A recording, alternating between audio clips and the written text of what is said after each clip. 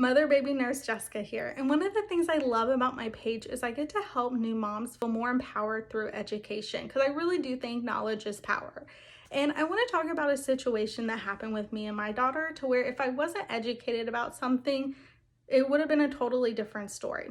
So to give you a little backtrack, my daughter was born 9 pounds via C-section after 50 hours of laboring. And after she was born, things were fine, and then she started breathing a little fast. So they said, we're gonna take her to the nursery and we're gonna observe her. And I said, okay. So then they tell me, they come and they say, okay, she's still breathing a little faster than we like. And if she doesn't calm that down, then we're gonna do a septic workup. A septic workup is when they do a venous stick or an arterial stick, and they do a blood culture and all kinds of different lab work, like a CBC, CRP, things like that.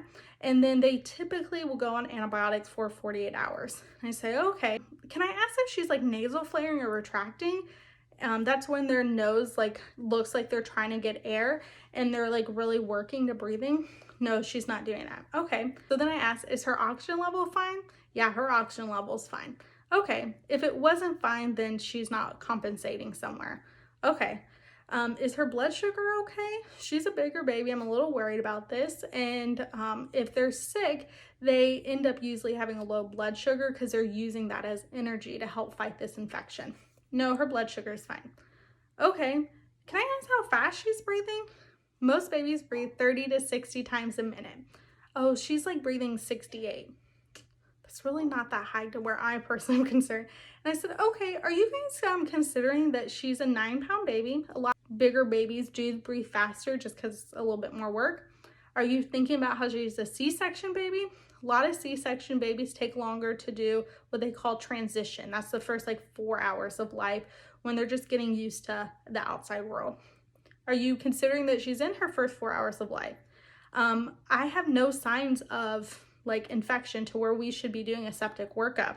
My water wasn't ruptured for a long time. My GBS was treated. I didn't run a temperature.